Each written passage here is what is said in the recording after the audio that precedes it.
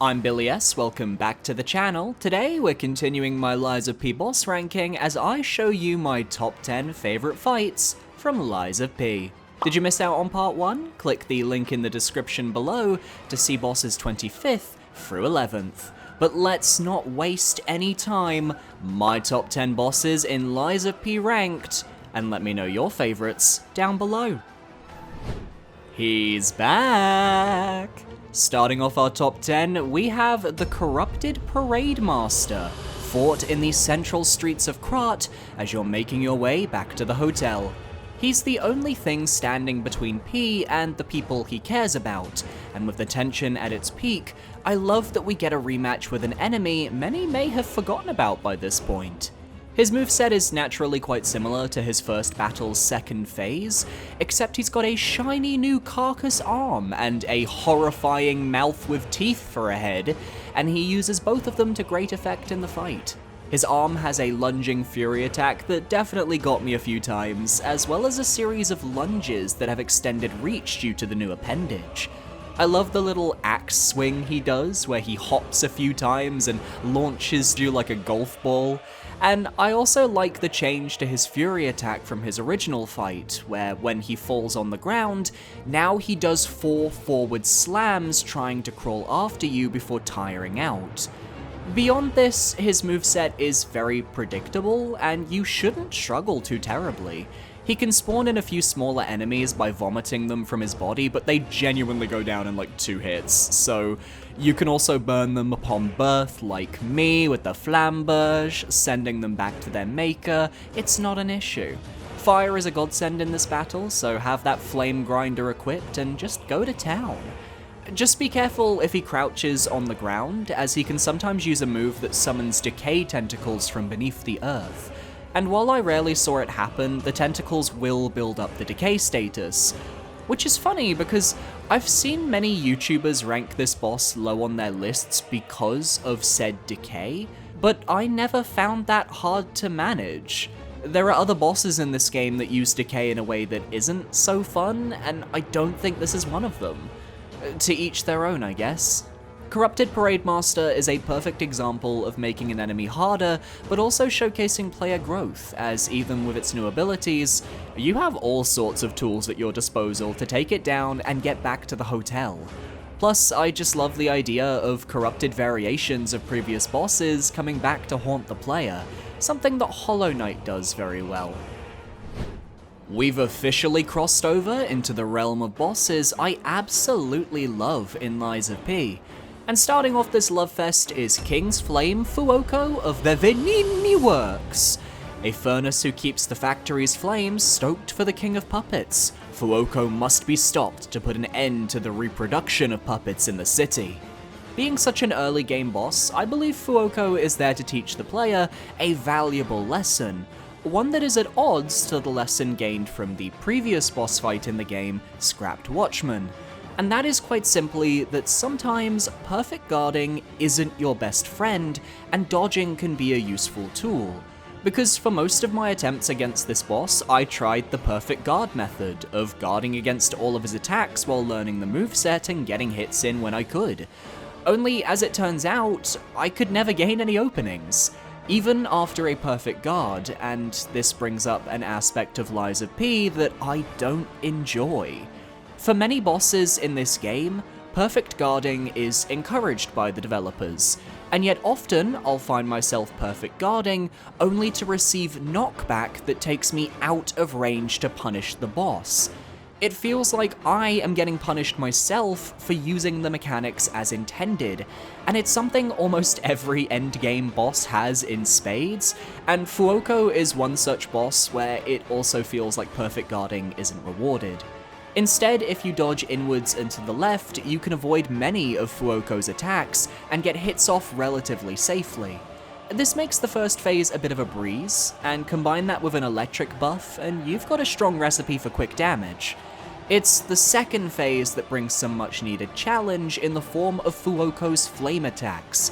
He always starts by dispersing flames around the room that you can either be on the other side of the boss room to avoid, or use the pillars around the room if they haven't been broken yet.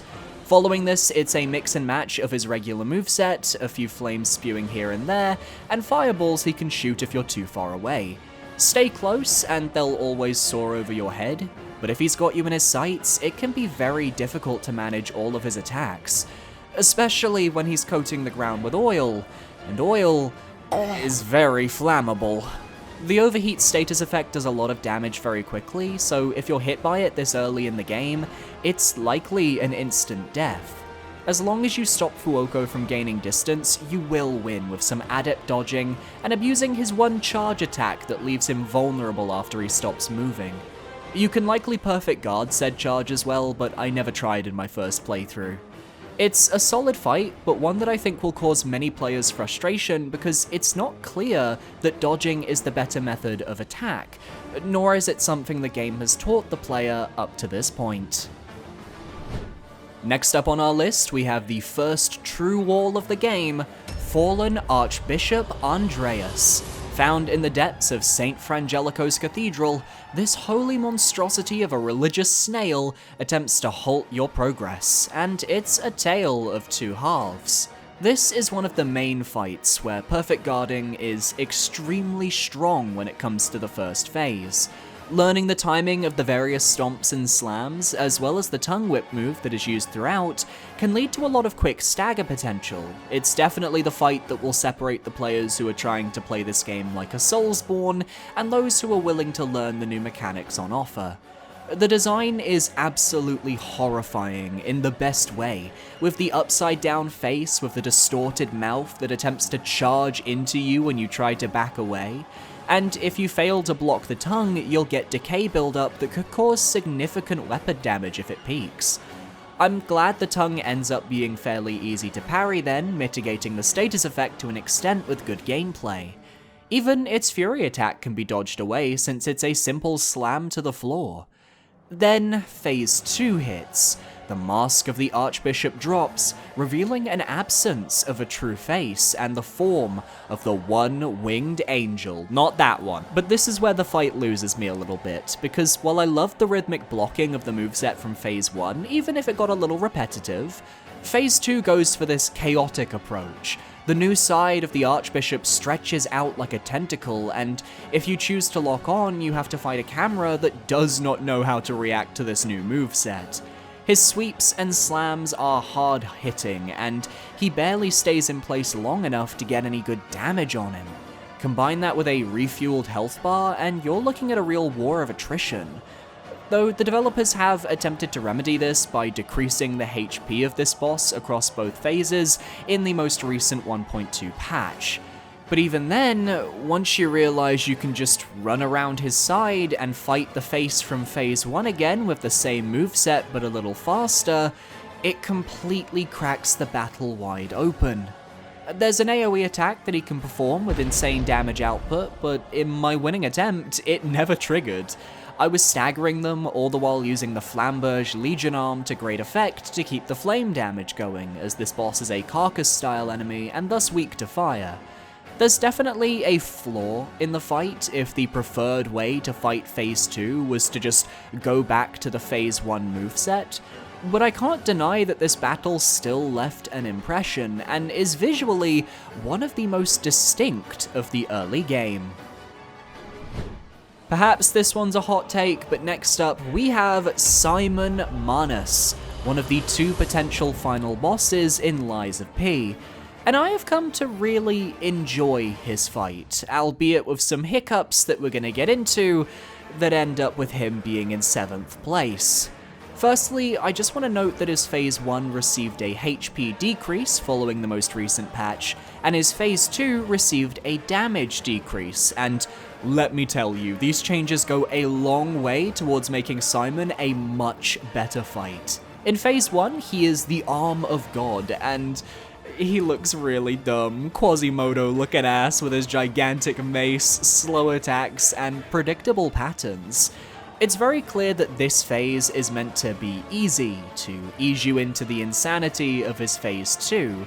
It tells a story of a man who is currently fighting with the forces in his body as he stalls out the clock to godhood, which is why I found it so weird he had so much HP initially, and why I'm glad they've decreased it, because it's at odds with the story that the game is trying to tell.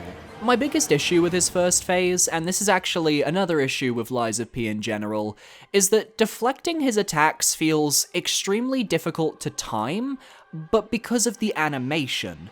There are a lot of instances in Lies of P where the deflect and what you're seeing on screen from a boss's attack animation don't feel like they naturally line up, and this is 100% the case with Simon Manus. It makes bursting through his Phase 1 really annoying in New Game Plus and New Game Plus Plus for those going for all the different endings. But it's his Phase 2 we're all here to talk about. That transition as he reaches up and literally becomes a god, hands raining down from the heavens, is one of the best visuals I've seen in a Souls-like. It's striking, conveys the nature of the transaction, and seeing Simon Manus reborn in his new form as this tree-like deity is fascinating. Then the fight begins and I immediately groan because Phase 2 can go one of two ways. Either Simon will fight you at melee with enhanced combos that are fun to block and dodge and require a lot of focus from the player to fight through, we love this, or Simon will spam his projectile attacks, all causing disruption. How you're supposed to handle his melee combos while being attacked by constant barrages of disruption bolts, I don't understand. And his damage output was often so high that I felt like I had no chance to even get my footing. New Game Plus, I was killed most often in the first 10 seconds of Phase 2 because it felt that oppressive and unfair, so thank God for the patch. Honestly, they should have just removed his disruption ranged attacks and focused more on his other godlike powers that he can summon. From his attack that causes 3 timed blasts from under P's feet, or his ability to literally summon a gigantic hand from the ether to slam down into the arena, nuking everything. Very MMO, very Final Fantasy XIV. They needed to lean into this side of his moveset, but they didn't. Instead, we get a quick-as-heck shockwave attack that constantly one-shot me in New Game Plus because he kept comboing it with disruption. I ultimately beat Simon Manus with a whole lot of burst damage and a whole lot of running away and praying for my life. I did get better at this fight, but did I master it in my 3 playthroughs? No. Do I think it's a well-designed fight overall, though? Yes. So I'll be curious to see how other people fared. But I can't put a boss in my top 5 who has instant death mechanics in good conscience. We've officially moved into the bosses that I think are absolutely fabulous, and whether they're flawed or perfect, they hit me in the right spot to consider as a real classic of the genre. And just missing out on our top 5 is Laxasia the Complete. And straight up for me, she is the hardest fight in the game. It's not even close. Most of my main bosses took me between 10 to 20 attempts to defeat, give or take. Laxasia took me 41. Her first phase, coated in her knightly armor, has her using her gigantic sword to deal damage. Her swings are brutal and hit hard, but her combos are very predictable, so if you've gotten good at perfect parrying, you're able to consistently stagger her. The attack where she does like 10 underhand slices in a row is absolutely ridiculous, very unnatural, very video gamey in a blatant way, but it's satisfying to parry. I like her use of electricity throughout Phase 1, hinting at her Phase 2, and while initially very hard to learn, it feels good to master her initial moveset. She also has a breakable shield on her back, which is a nice touch, as destroying it makes her easier to hit in Phase 2, and the sound it makes when you break it is so satisfying. Take a listen. I'm not the biggest fan of her grab, it feels too delayed for my liking, and the fact that if you avoid it, she can then repeat her grab twice over is just bullshit. There's a reason why no Soulsborne bosses can perform a grab attack more than once in quick succession. It just feels cheap. But I appreciate that she always throws you in the direction of the center of the arena, so you're never yeeted off into oblivion. Acid damage is definitely a necessity to burst her health down, but this also starts a trend I dislike in Lies of P, where once you are able to stagger specific bosses, They will then do a whole dramatic attack that can catch you off guard before being open to a fatal blow. It's cheap, and takes away the whole point of staggering the boss being, well, a stagger of the boss, and Laxasia does this in Phase 1 with a sword slam, and her Phase 2 stagger animation is just so stupid. But Phase 2 is where most of us have, and will continue to be, stuck for the foreseeable future. Here, Laxasia becomes a literal lightning bolt, zipping around the arena at the speed of sound, making it very hard to keep up with her and her lightning attacks. You can reflect the bolts from her first attack back at her energy tennis style, which racks up some nice damage, but I think the speed of those bolts is just a tad too fast for my liking. During the fight, she can jump up into the air and either launch 1 or 2 of those bolts at the player, and the reaction speed needed to reflect those attacks was also a little too quick for my liking. Same goes for her initial fury attack from the skies. There needs to be a visual of some kind beyond the flash that indicates when to block. Let's take Sekiro for example. Every fury attack in that game has the flash of red kanji before it to denote the attack coming. And all of those attacks come out with the same speed. There's no delay, it's the same thing, you just have to figure out if you need to jump, dodge, or counter. It's a perfect system. With Lies of P, when an enemy does a fury attack, they flash red for a good few seconds before attacking, and it has the adverse effect. The red glow doesn't tell me anything. If it's not going to give me an indicator on when I should parry, I'd rather it not be there, to be honest. But I can tell this is a fight I will genuinely enjoy learning in the future, if only I didn't have to go through Phase 1 every single time to practice the actual difficult part. And that's the main issue that Lies of P has in general. So many 2-stage bosses where the first stage is very much a damage sponge, so by the time you get back to the second phase, you're already wiped out. And it's for that reason that I can't put Laxasia in my top 5. If I can just take a brief moment of your time, my new channel goal is to reach 20,000 subscribers by summer of 2024. And you guys can help. Just look at how many of you aren't subscribed so far. Be sure to parry that subscribe button so you can stay up to date on all my latest videos. Back to the video. Starting off the upper half of our list, we have the Green Monster of the Swamp, with the award for worst boss name in the game. I'm sorry, it's so unintimidating. For what is a brilliant boss design, this shambling green creature that reminds me heavily of moss chargers from Hollow Knight, but with more decayed tentacles. Now, the green monster for me does what I was just saying Laxasia doesn't do, and that's give you a Phase 1 and a Phase 2 that both feel learnable and manageable to fight, without getting too frustrating, at least in my opinion. Green Monster's Phase 1 is actually my favourite part of this fight, as this feels like the truest form of a decay boss to date. A varied moveset filled with tentacle whips, poison sprays, downward slams, and some real lengthy combos to learn the timing of.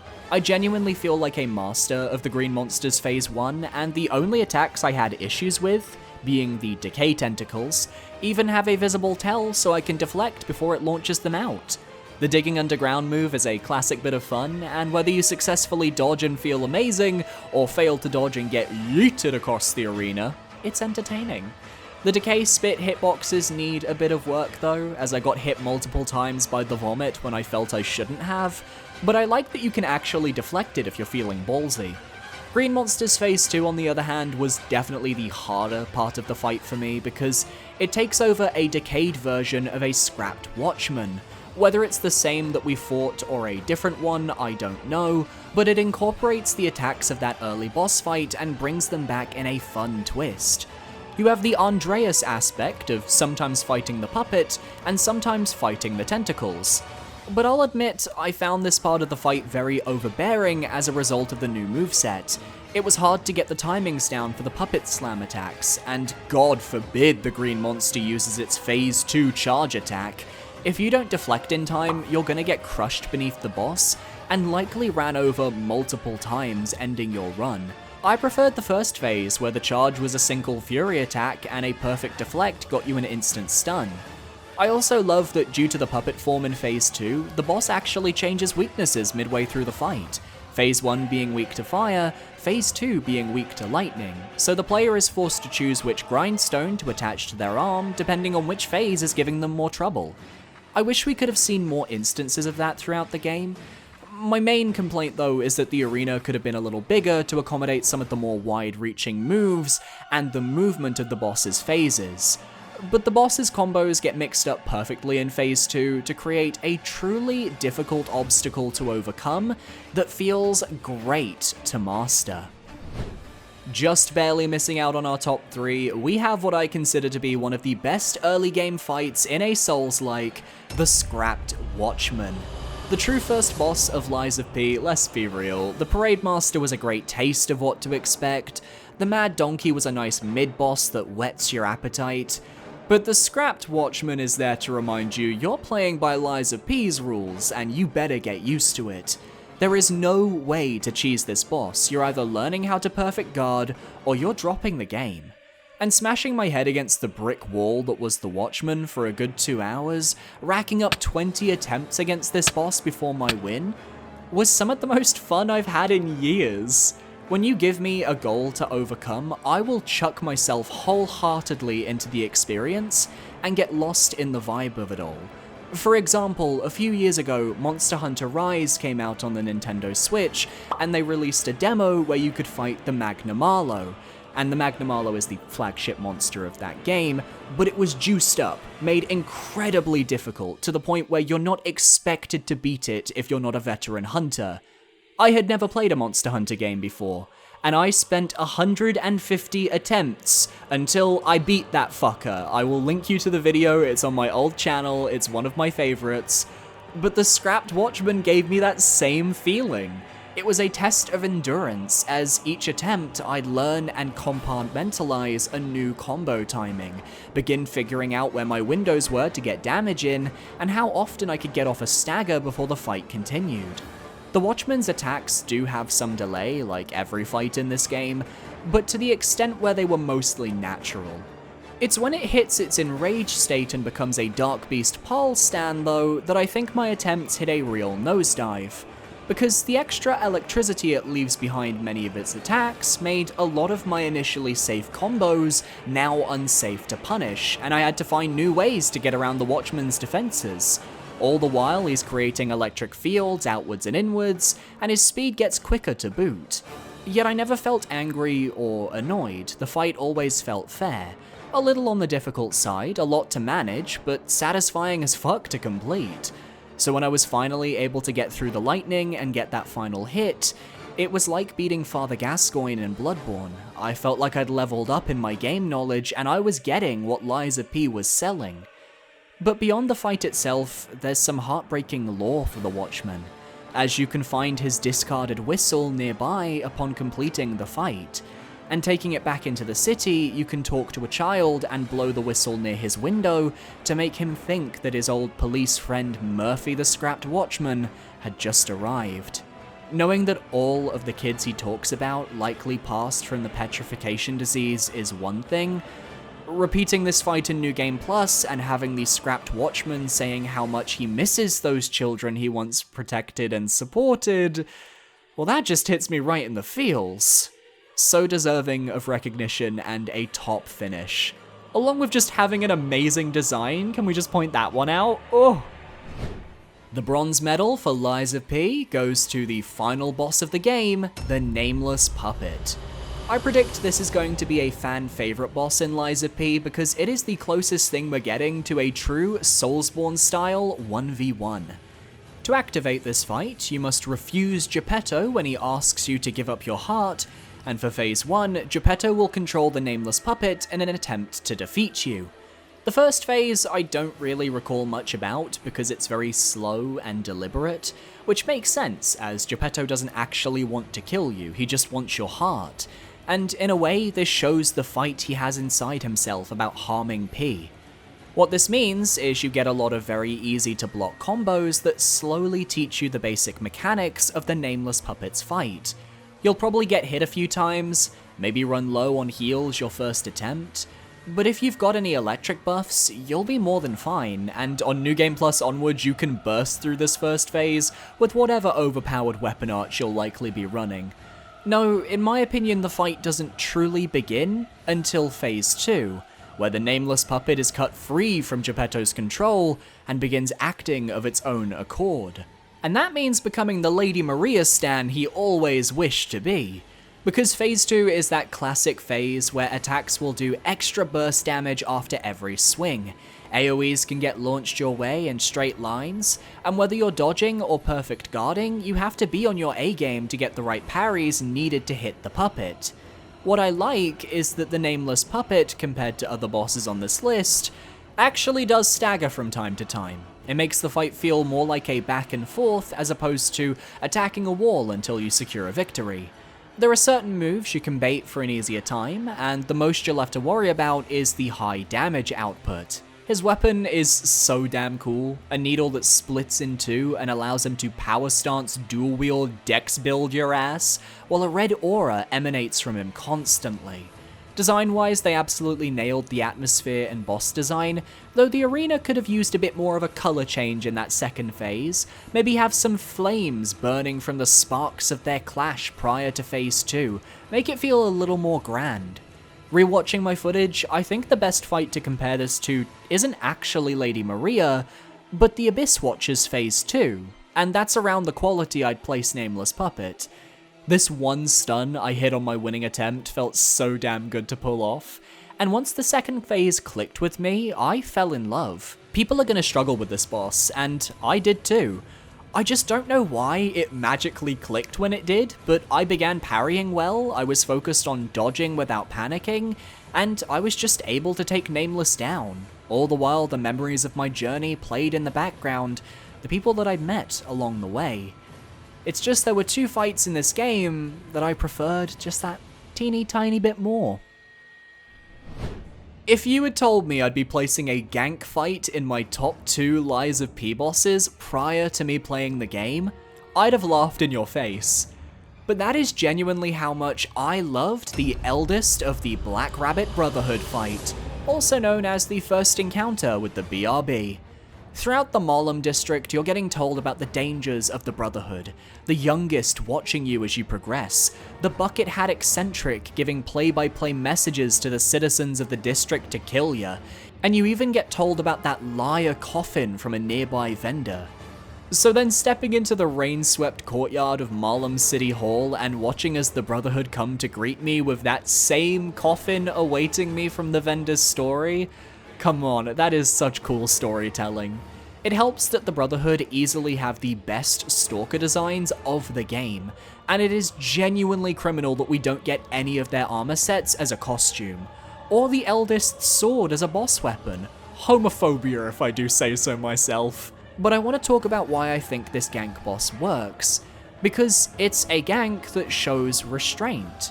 Your main goal is to defeat the eldest, that's your win condition, and that's your focus. His attacks are surprisingly fast and brutal, requiring a lot of patience on your part to learn, but like any enemy, that means enough perfect guards can shatter that sword, making him a little weaker. Where the gank officially comes in is with the other members of the gang. Periodically, as the eldest's health bar dwindles, they'll interrupt you in the arena and begin fighting you themselves, starting with the youngest, then the eccentric, and lastly the battlemaster. Each of them has a unique moveset to deal with, and will become your main target while they're on the field. Meanwhile, the eldest will hang back and only sometimes interrupt with a very easily avoidable charge attack, which means you're not really fighting multiple enemies. You're fighting a variety of 1v1s, but in a gauntlet fashion, and I don't know, I kind of prefer that to a traditional gank 2v1 or 3v1 fight. Sue me, I think it feels good. If you want that traditional gank, just hurt the eldest with some severe burst damage from the very beginning, as the other 3 brothers will only leave the field when they're super low on health, which means, as I tested in New Game Plus, I didn't record it, I'm sorry, you can have all 4 of the Brotherhood members on the field at the same time if you choose to only damage the eldest. There's your gank fight. I love that every opponent has a different moveset, all complemented by the atmosphere of the fight, the arena, the rain pouring down, and the fact that they're toying with you the whole time. The eldest brother hangs back when his siblings come to fight, not just for game design, but because he is letting his gang screw with you. He's more than happy to pull up a chair, get a piña colada, and wait. And that is his undoing. Some of the most memorable character designs with completely different fighting styles that all blend to create a fantastic sequence. It's not going to be everyone's cup of tea, just ask my boyfriend who was watching me fight these guys. I beat them and said, "Oh, I love this fight," and he was like, "I don't think I'd enjoy this fight." And that's okay. This is just what I prefer, and what you might enjoy will be more like my boyfriend. But when I think about all the Soulsborne ganks, I can't think of any I'd rather fight over these guys, except the obvious ones like Woedenaz or the Demon Princes. And that's a pretty high compliment. I don't think this is a shocking pick, but my favourite boss fight in Lies of P goes to Romeo, King of Puppets. The fight that ends the first half of the game and the build-up to the climax of the Puppet Frenzy arc. You fought through the entire city to make it to the Opera House, and now you face down the large king himself. He shows you a brief play that's meant to reveal the true nature of the forces at work in Krat, but we tragically don't understand, and when Romeo goes to get us to join him, we refuse and the fight begins. I love the cutscene and the design of the King of Puppets. That shifting face is genius. And you know what? There is no enemy in this game that quite fights like Phase 1 King. The stretchy, bendy arms with the whirlwind fan attachments just gives the developers so much creative freedom for designing the moveset. It's like fighting Doc Ock from Spider-Man, but in mech form. Long-reaching swipes that are reactable to perfect guard, pushing himself over P like a leapfrog via his arms. That spinning slam attack that's the easiest to predict and learn the pattern of, giving you a basis for the rest of his moveset, and the mobility. The fact this giant creature can move around the arena with ease is so refreshing after a series of large bosses that don't have that same speed. And the arena is big enough to accommodate for this moveset. The main struggle I had with Phase 1 was that really long combo after he enrages, with the several swipes of the hands before a fury attack slam to the ground, followed by another sweep of the arms I always forget about. It covers so much distance as he approaches you that it can actually feel overly oppressive, but hey, this is the King of Puppets, I can forgive that. The whirlwind attacks, where it launches either a burst of wind outwards or inwards, is reminiscent of the scrapped Watchman's electric attacks of a similar nature, and keeps the players on their toes as they lower the king's health, which has received a decrease following the 1.2 patch, which was a good call. Then the second phase, it's revealed the king is actually a twink out of Nier Automata, Romeo, King of Puppets. And initially, you don't know him, or who he is, or what his deal is. He's a Raiden looking ass that you gotta kill. He's just the foil for you, the player, that you can fight. His scythe is so damn cool, and his design with the glowing red eyes hits all the right notes for me. I initially thought his second phase was incredibly difficult to adapt to, with such fast scythe movements that I only really got to grips with in New Game Plus after getting all that experience from the rest of the game. But for people struggling, I'm gonna help you guys out here. Dodge to his left. This is a moment where dodging can really help you avoid many of his attacks. You still need to time all of the dodges correctly, so there is an element of challenge, especially when he uses his fire-imbued attacks and his equivalent to Melania's waterfowl dance. But dodge left and hit when you can for an easy win. But it's Romeo's lore that edges him to my top spot on this list, a truly tragic figure. He was once a friend of Carlo, Geppetto's original son, remade into a puppet following a contraction of the petrification disease. Yet Geppetto's power over the puppets caused the puppet frenzy, with Romeo seeking to end the bloodshed and protect those that remain. All of this and more you only find out following the rest of the game, and the defeat of Romeo, made even more poignant in New Game Plus when you actually understand Romeo's pleas throughout the fight, begging for his friend to see the true enemy. A tragic figure with a boss fight that absolutely nails the fluidity and difficulty of Lies of P's combat. A well-earned #1 spot. And that's it for my Lies of P boss ranking from worst to best, in my opinion. And what a game, honestly. Is it perfect? No, I think a lot of the mechanics do need a lot of work, and I'm hoping that a sequel or DLC could rectify that somewhat. But there are tons of YouTube reviews out there that I could totally recommend you could check out for more detailed critiques. I'm really not the right person for that job. I'm just here to tell you guys what made me smile, and if that's entertaining, so be it. My channel has always been more casual than others. Be sure to tune in next week though, because we're not actually done with Lies of P, as I have a community ranking of the game's bosses based on difficulty in the works. So parry that subscribe button to stay up to date on that and all of my future content. My socials are on screen now, feel free to follow where you feel comfortable. I'd recommend my Twitter, or my Blue Sky if you have it, or my Discord if you want a place to be updated for future uploads. A massive shout out to my patrons over on Patreon for supporting me for another month. You guys are amazing, thank you so much, and I will see you next time. Adios.